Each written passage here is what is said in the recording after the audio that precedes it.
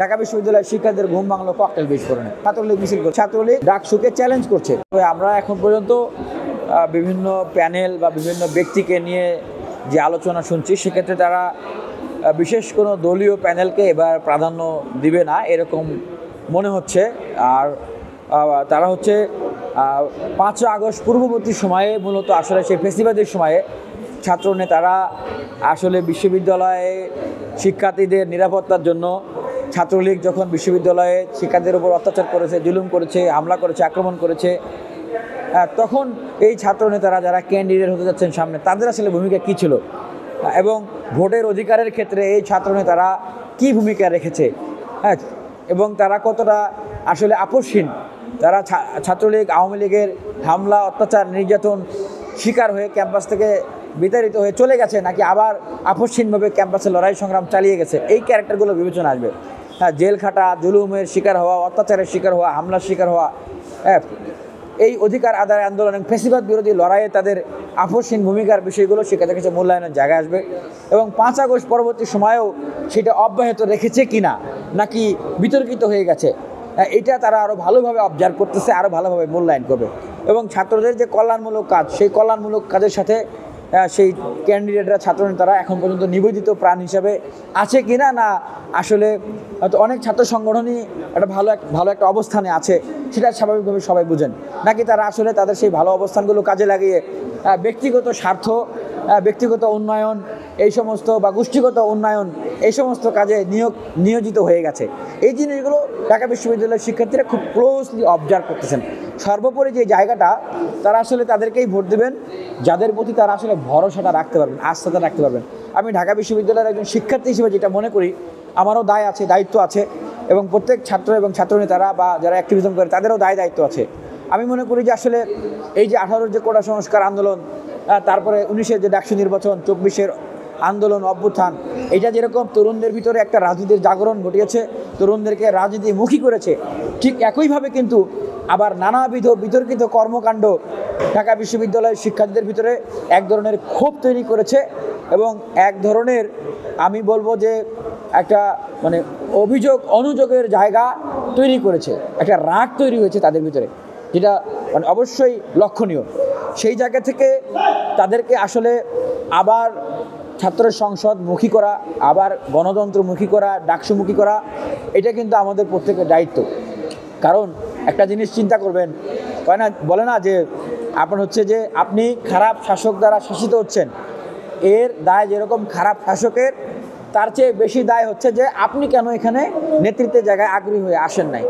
সেখান থেকে আমি শিক্ষার্থী বন্ধুদের উদ্দেশ্যে বলবো যে অবশ্যই 5 আগস্ট পরবর্তী সময়ে নানান সংগঠন, নানান ব্যক্তির নানান রকমের বিতর্কিত কর্মকাণ্ড, যে পরিস্থিতি, এটা আপনাদের বিষয়ে যে ক্ষোভ এবং হচ্ছে রাগের সঞ্চার করেছে, বিমুখতা তৈরি করেছে, এটার পাশাপাশি এটাও চিন্তা করতে হবে যে ছাত্র সংসদ নির্বাচন এটা প্রয়োজন। ধারাবাহিকভাবে ছাত্র সংসদ নির্বাচন হলে এটা গণতান্ত্রিক মূল্যবোধের প্রাতিষ্ঠানিক রূপান্তর হবে এবং শিক্ষার্থীদের মূল্য বাড়বে, গুরুত্ব বাড়বে। এবং এখন যেটা দেখতেছেন যে ডাকসু নির্বাচন কমিশন ঘোষণা হওয়ার পরেই শিক্ষার্থীদের ভিতরে একটা শিক্ষার্থী বান্ধব, একটা শিক্ষার্থীদের কাছে যাওয়ার একটা প্রবণতা তৈরি হয়েছে। এবং এই ডাকসু চলাকালীন সময় যদি নেক্সট ডাকসুর একটা নিশ্চয়তা আবার তৈরি হয়ে যায়, তখন দেখবেন যে এই যে প্রতিক্রিয়াটা, এই যে প্রক্রিয়াটা কিন্তু চলমান থাকবে। এখন হয়তো আপনাদের কাছে অনেক ক্যান্ডিডেটকে অনেক ভালো মনে হতে পারে, অনেকের কাছে মন্দ মনে হতে পারে, কিন্তু আপনাদেরকে ভালো মনে হলে আপনি গুড, বেটার, বেস্ট তাকে আপনি নির্বাচিত করেন। কিন্তু আপনি ডাকসু সচেতন হন, আপনি ভোট দিতে আসেন, আপনি নেতৃত্ব নির্বাচন করুন।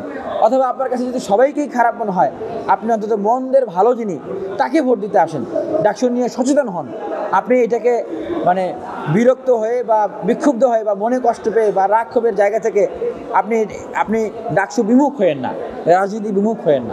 এখনকার যে পরিবেশ দেখেন, কিছুদিন আগে আমি অনশন করেছি, আমার সাথে জামাল উদ্দিন খালেদ, মাহতাব ইসলাম, তারা অনশনে, আরও শিক্ষার্থীরা অবস্থান করেছেন। তারপরে ডাকসুর জন্য অবস্থান কর্মসূচি করেছি। যেদিন নির্বাচন কমিশন ঘোষণা, সেদিন একদম ভোর রাতে ঢাকা বিশ্ববিদ্যালয়ের শিক্ষার্থীদের ঘুম ভাঙলো ককটেল বিস্ফোরণে। তাজা ককটেল ঢাকা বিশ্ববিদ্যালয়ে পাওয়া গেল, ছাত্রলীগ মিছিল করে। তার মানে কি, প্রতিটা সূত্রেই ছাত্রলীগ ডাকসুকে চ্যালেঞ্জ করছে, তারা ডাকসু হতে দিবে না। সামনে হয়তো তারা আরও অস্থিতিশীল করার চেষ্টা করবে। পাশাপাশি আরেকটা ছাত্র সংগঠনকে দেখেন, তারা বলে ডাকসু নাকি পরিবেশ নাই। ডাকসু নির্বাচনের সক্ষমতা নাকি বিশ্ববিদ্যালয় প্রশাসনের নাই। তারা একরকম ছাত্রলীগের সাথে সুর মিলিয়ে কথা বলছে। ছাত্রলীগ ককটেল ফাটাচ্ছে, স্লোগান দিচ্ছে, তারা বলতেছে যে বিশ্ববিদ্যালয় প্রশাসন নিরাপত্তা দিতে পারতেছে না। তাহলে মানে কি, তারা তো ছাত্রলীগের সহায়ক হয়ে যাচ্ছে। তার মানে আমরা যেটা বলতে চাই যে যারা ডাকসু বিমুখ, ডাকসু চায় না, বিশ্ববিদ্যালয়ের এতদিনের যে পরিস্থিতি, যে সংকট, যেগুলো প্রশাসন পারে নাই সমাধান করতে, এবং সামনে এরকম যে পরিস্থিতি তৈরি হবে, এগুলো দায় কিন্তু তাদের উপর পড়বে। কেননা বিশ্ববিদ্যালয় প্রশাসনের একক দায়িত্ব নয়, বা এককভাবে তারা বিশ্ববিদ্যালয়কে নিরাপত্তা দেওয়া, বিশ্ববিদ্যালয়কে সুশৃঙ্খল রাখা, সুচারুরূপে পরিচালনা করা তাদের পক্ষে সম্ভব নয়। এই জন্যই কিন্তু ডাকসু বিশ্ববিদ্যালয়ের ক্যালেন্ডার কর্মসূচির অবিচ্ছেদ্য একটা অংশ 269টা নির্বাচিত প্রতিনিধি বিশ্ববিদ্যালয় প্রশাসন এবং ডাকসু ছাত্রদের ভিতরে একটা আপনার স্মৃতিবন্ধন হয়ে কাজ করবে। এই প্রতিনিধি ছাড়া বিশ্ববিদ্যালয় কখনো কোনোভাবেই আসলে সুচারুরূপে কাজ করতে পারবে না। এবং বাস্তবতা, পদে পদে যারা ডাকসুকে বাধাগ্রস্ত করছে, সামনের দিনে তারা আরও বাধাগ্রস্ত করবে বলতে আমরা বুঝতে পারতেছি। সামনে হয়তো আরও বিভিন্ন ধরনের নাটক দেখবেন, হ্যাঁ, জঙ্গি নাটক, আরও বিভিন্ন ধরনের নাটক হতে পারে। তবে যে ছাত্ররা স্নাইপারের গুলির সামনে আমরা বুক পেতে দিয়েছি, আমরা যারা আওয়ামী লীগের এই হাতুড়ি, রামদা হকি স্টিকের সামনে আমরা হার মানি নাই, জেল জুলুমের উপর হার মানি নাই, রিমান্ডে হার মানি নাই, আমরা কি আর এই সমস্ত পতিতের শেখ হাসিনা আওয়ামী লীগের ভয়ই হোক আর হচ্ছে অন্য যে গোষ্ঠী আছে তাদের ষড়যন্ত্রই হোক, আমরা তো তাদের সাথে মাথা নত করবো না। ডাকসু একটা শিক্ষার্থীর অধিকার আদায়ের এখন একটা আন্দোলনের রূপ লাভ করেছে। এই অধিকার আদায়ের আন্দোলন চলমান থাকবে।